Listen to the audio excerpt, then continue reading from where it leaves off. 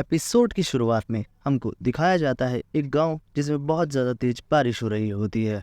उसी दौरान एक औरत के चिल्लाने की आवाज़ आ रही होती है। पता चलता है कि उसको बच्चा होने वाला होता है और वहाँ घर के बाहर उसका पति होता है। और हमें पता चलता है कि वो दोनों राजा और रानी होते हैं। और इससे हमें पता चलता है कि इस गांव की हालत बहुत ख़राब है। और तभी हमें राजा को दिखाया जाता है जो पास के मंदिर में जाता है। उस मंदिर का नाम हॉल ऑफ हेल होता है। उस मंदिर में जाकर वहाँ का पुजारी हमें राजा का नाम डाइगू बताता है। और वो डाइगू से कहता है कि जो भी यहाँ आता है वो अपना मन बना कर आता है कि वो बुद्धा और भगवान को ना मानकर शैतान को मानेगा। और मुझे पता है कि मैं तुम्हें ये करने से नहीं रोक पाऊंगा, पर मुझे आखिरी बार सुन लो, अगर तुमने भगवान को ना मानकर शैतान को पूजोगे तो तुम उसके बाद इंसान नहीं रहोगे और तुम्हारे लिए नर्क के दरवाजे खुल जाएंगे। जिस पर डाइगू कहता है कि मैं पहले से ही नर्क में जी रहा हूँ और भगवान के रास्ते पे चलने वाले लोग यहाँ पे नहीं रहते। फिर पुजारी पीछे भागने लगता है पर डाइगू उसे तलवार से मार देता है। मरते मरते पुजारी डाइगू से कहता है, मुझे मारने के लिए शुक्रिया। जैसा कि तुमने कहा था ये प्लेस एक नर्क है, तो मुझे इस बात का डर था कि कहीं मैं बुद्धा पे शक ना करने लग जाऊँ, पर इससे पहले ही तुमने मुझे मार दिया। और वो कहता है कि तुम्हें भी शैतान से दूर रहना चाहिए। फिर डाइगू कहता है कि अब बहुत देर हो चुकी है। इसके बाद डाइगू रिचुअल करने लगता है और 12 शैतानों से कहता है कि मेरा नाम डाइगू है और मैं इस राज्य का राजा हूँ। मेरे राज्य की हालत बहुत बुरी हो चुकी है, लोग मरने की कगार पे आ गए हैं और ये मैं सहन नहीं कर सकता। इसलिए मैंने बुद्धा और भगवान को मानना बंद कर दिया है और मैं तुम्हारे साथ एक सौदा करना चाहता हूँ। अगर तुम मेरे राज्य को बचाओगे और मुझे फिर से राज करने दोगे तो जो तुम मांगोगे मैं तुम्हें वो दूंगा। और तभी वहाँ जोरों से हवाएं चलने लगती है और डाइगू पे बिजली गिरती है। एंड फिर हमें प्रेजेंट का सीन दिखाया जाता है जहाँ पर महारानी का बच्चा हो जाता है और तब उस बच्चे पर भी बिजली गिरती है। उसके बाद डाइगू कमरे में आता है और महारानी से पूछता है क्या हुआ। महारानी कहती है कि लड़का हुआ है। जब वो उस बच्चे को देखता है उसके शरीर पर चमड़ी और आंखें नहीं होती और एक सेविका बताती है कि इसके पैदा होने पर इस पे बिजली गिरी थी, पर पता नहीं कैसे ये अभी भी जिंदा है। फिर डाइगू को दिखाया जाता है जिसने शैतान से सौदा किया था। इतने में महारानी कहती है ये हमारा बच्चा है, कुछ भी हो जाए हम इसे प्यार करेंगे। तब डाइगू कहता है कि अब मेरा सपना पूरा होगा। महारानी कहती है कैसा सपना। फिर वो बताता है मैंने शैतान से सौदा किया था और वो उस बच्चे को सेविका को दे देता है जो उसे वहाँ से बाहर ले जाती है। और महारानी कहती है कि इसे कहाँ ले जा रहे हो, प्लीज़ इसे मत ले जाओ। इस पर डाइगू कहता है कि ये बच्चा वैसे भी मरने वाला है। और वो महारानी से कहता है कि तुम्हें दूसरे बच्चे की तैयारी करनी चाहिए जो इस राज्य का राजा बनेगा। डाइगू की नज़र उस बुद्धा की मूर्ति पे पड़ती है और वो दूसरी सेविका से पूछता है और वो कहती है कि यहाँ बिजली गिरी थी और इस मूर्ति ने इस बच्चे को बचाया। इसके बाद हम उस सेविका को देखते हैं जो उस बच्चे को ले जा रही होती है और वो उस बच्चे से पूछती है तुम मौत के बहुत करीब हो, क्या तुम जीना चाहते हो। और वो उसे फेंकने वाली होती है। फिर वो सोचती है इसे जीना चाहिए और वो इसे एक नाव में रख देती है और वो कहती है बुद्धा तुम्हारी रक्षा करेगा। फिर उस सेविका के पीछे एक दानव आता है जो उसे खा लेता है। उसके बगल में एक बूढ़ा आदमी दिखता है जो अंधा होता है पर वो शैतान को धुंधला धुंधला देख पाता है। इतने में वो शैतान उस पर हमला कर देता है पर वो बूढ़ा आदमी अपनी मयान से तलवार निकाल के उसे शैतान के 2 टुकड़े कर देता है। वो उस छोटे बच्चे को देखकर कहता है ना तो ये इंसान है ना ही शैतान, पर इस पे से शापित होने की गंध आ रही है। हमें बताया जाता है कि वो राज्य फिर से हरा भरा हो गया और दूसरी तरफ ये किसी को नहीं पता कि वो बच्चा कहाँ गया। ये बात हमें 16 साल बाद दिखाया जाता है जहाँ पर कहीं ना कहीं युद्ध चल रहा होता है। हमें एक आदमी को दिखाया जाता है जो प्रे कर रहा होता है और तब वो अपने सामने एक आदमी को देखता है, उसके पास जाता है और कहता है तुम तो वही डॉक्टर हो ना जो मरे हुए लोगों के नकली पार्ट्स लगाता है और तुम्हारा नाम जुकाई है। जुकाई इस पर कहता है कि इन्हें फेंकने से अच्छा है इन्हें ही वापस लगा दूं। फिर वो आदमी कहता है कि मरे हुए लोग तो तुम्हें बहुत सी सारी दुआएं देते होंगे। इसके बाद हमें इस एनिमे के मेन कैरेक्टर डोरोरो को दिखाया जाता है जो एक छोटा बच्चा होता है और वो बाजार में सामान बेच रहा होता है। तब वहाँ एक आदमी आता है और कहता है कि मैंने तुम्हें ढूंढ लिया और ये मेरा सामान है। डोरोरो कहने लगता है तुम पे क्या सबूत है कि ये तुम्हारा है। फिर वो कहता है तुमने कहा था तुम भूखे हो और हमने तुम्हें बस ये देखने के लिए दिया था।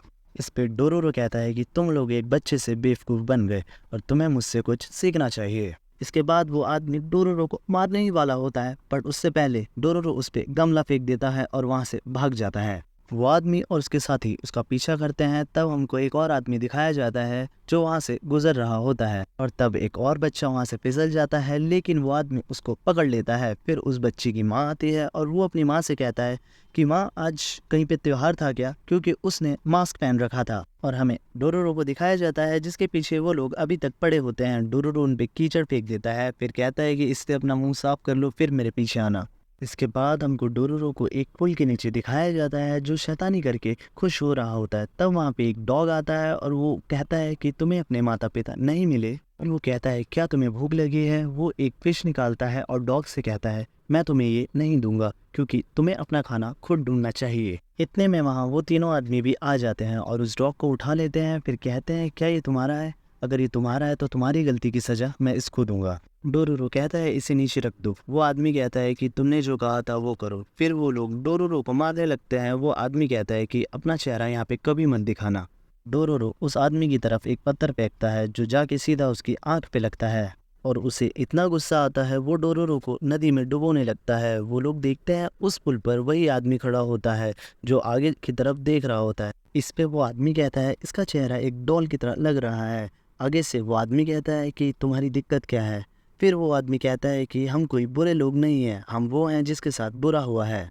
उतने में डोरोरो कहता है कि लग रहा है ये आगे की जगह पीछे देख रहा है। फिर हमें पता चलता है कि वो आदमी अंधा होता है, जिसे थोड़ी थोड़ी चीजें दिख रही होती है। नीचे हम देखते हैं कि नदी की तरफ से एक चीज उनकी तरफ आ रही होती है। जो वो आदमी कहता है बस ये एक कचरा है, पर वो एक दानव होता है जो कि उस आदमी को खा लेता है। बाकी जो दो होते हैं वो डर के मारे भाग जाते हैं और डोरोरो को भी वो खाने वाला होता है। पर उतने में वो पुल वाला आदमी उस दानव के दोनों हाथ काट देता है और डोरोरो को बचा लेता है। और उतने में डोरोरो देखता है कि उस आदमी ने अपने दोनों हाथ अपने से अलग कर लिया और उन हाथों की जगह वहां से तलवारें निकलती है। वो आदमी पूरा का पूरा पुल और उस दानव को खत्म कर देता है। फिर डोरोरो उसके हाथ उसकी जगह पे लगाने लगता है। कहता है ये तुम्हारा चेहरा, आंखें और कान नकली लग रहे हैं, क्या तुम मुझे इन नकली कानों से सुन सकते हो? और एकदम से वो आदमी कांपने लगता है और उसका मास्क गिर जाता है। हम तब देखते हैं कि उसके चेहरे पर स्किन नहीं थी, पर थोड़ी देर में स्किन वापस आ जाती है। ये राजा का वही बच्चा होता है जिसके लिए डाइगो ने शैतान से सौदा करा था। नेक्स्ट सीन में हमको डाइगो को दिखाया जाता है।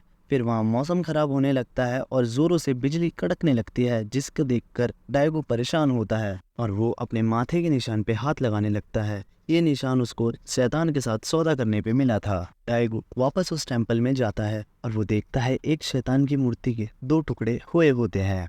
फिर हमें महारानी और उसके दूसरे बेटे को दिखाया जाता है। वो कह रहा होता है कि मैंने शिकार कर लिया और मैं इसको आपके लिए पकाऊंगा। महारानी उसे शाबाशी देती है। महारानी मौसम का हाल देखकर सोचती है कि आज बिल्कुल वैसा मौसम है जैसा मेरा पहला बच्चा हुआ था तब था, और उसकी नज़र उस मूर्ति पे पड़ती है। फिर उस गांव में बहुत सारी लाशें बिछी होती है और वहाँ पर जुकाई भी होता है जो कि एक बॉडी को मास्क लगा रहा होता है, और हमें डोरोरो को दिखाया जाता है। वो उसका चेहरा देखकर कहता है तुम्हें क्या हो रहा है?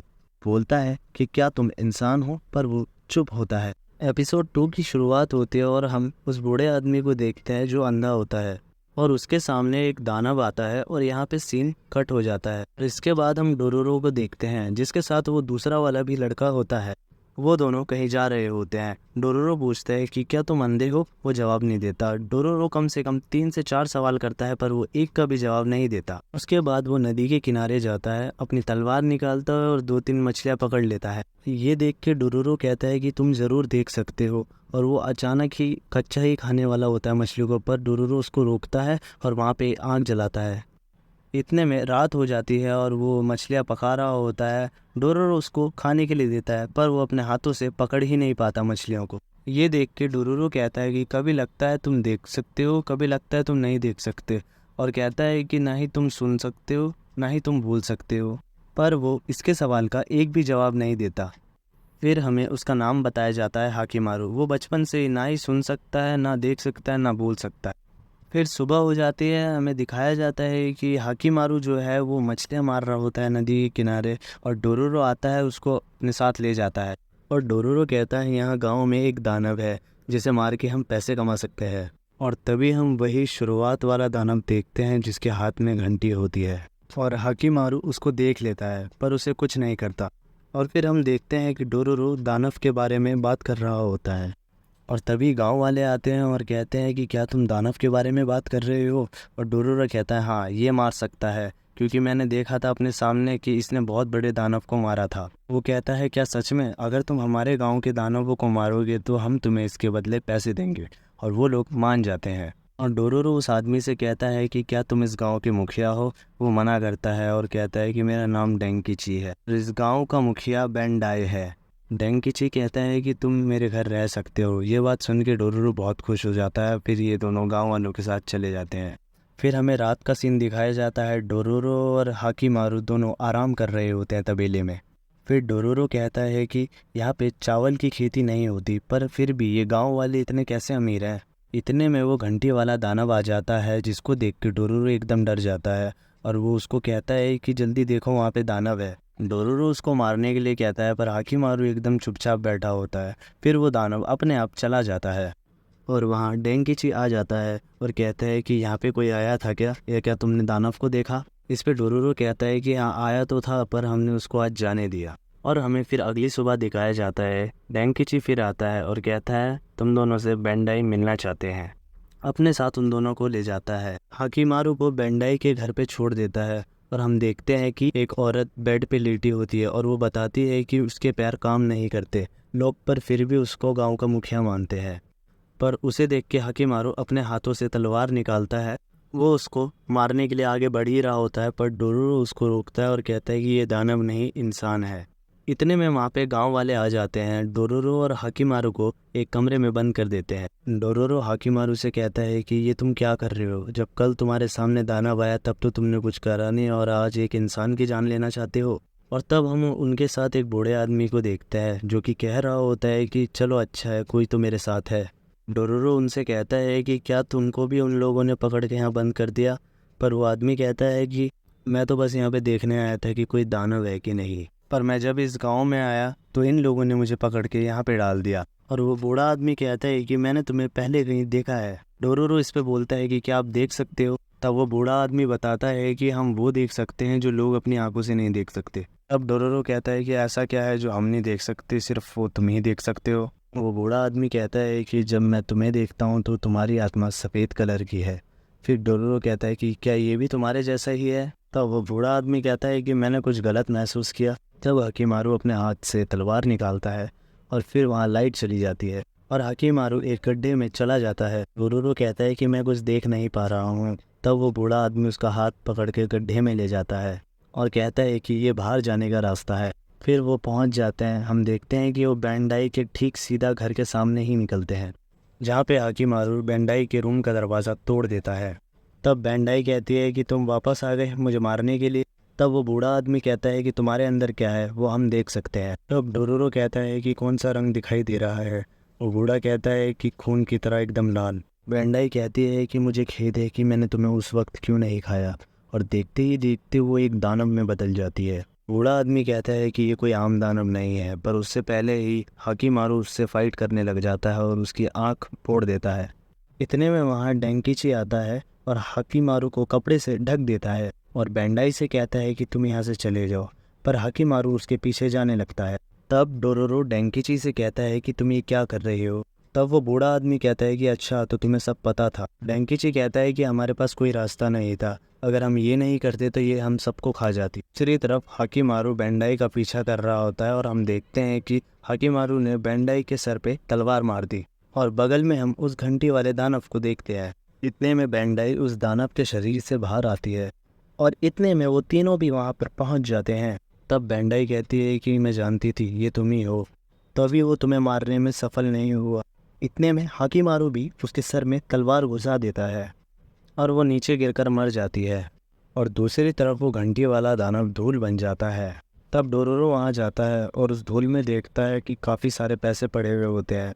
तब वो बूढ़ा आदमी कहता है कि ये पैसा उन यात्रियों का है बेंडाई ने जिन जिन को खाया था। तब डोरोरो कहता है इसका क्या मतलब? फिर डेंकिची कहता है कि हमारे गांव में पैसे बनाने का कोई साधन नहीं है, और तब यहाँ बेंडाई आई और हमने सोचा कि हमारा अब कुछ नहीं हो सकता। पर जब उसने पहले यात्री को खाया तब हमें बहुत सारा पैसा मिला। तब वो बूढ़ा आदमी कहता है कि तब तुमने उसको क्यों नहीं रोका? तब डोरोरो कहता है कि तुम लोग तो दानव से भी परे हो। फिर वो तीनों उस गांव से आगे चले जाते हैं, चलते चलते डोरोरो हाकिमारू से कहता है, मुझे माफ़ करना, मैंने तुम्हें पेंडाई को ना मारने की कोशिश करने दी और तुम्हें बहुत ज़्यादा ही भला बुरा कहा। डोरोरो कहता है कि मुझे पता है कि तुम मुझे सुन नहीं सकते, पर वो बूढ़ा आदमी कहता है कि नहीं, ऐसा नहीं है, वो तुम्हें महसूस कर सकता है। तब डोरोरो कहता है कि ये मेरी मरी हुई माँ की तरह लगता है, तभी मैं इसके साथ आया। हाकिमारू डोरोरो के पास जाता है और उसे रोकता है और ज़मीन पर अपना नाम लिखता है।